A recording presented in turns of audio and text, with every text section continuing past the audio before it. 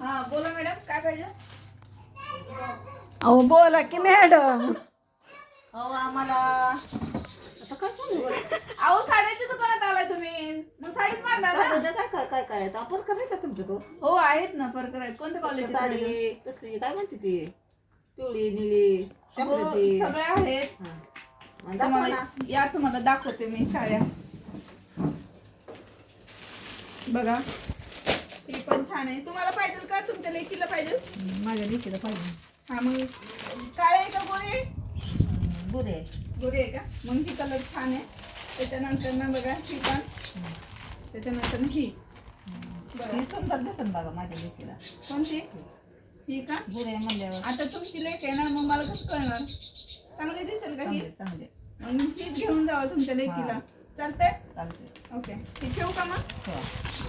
चला द्या पैसे.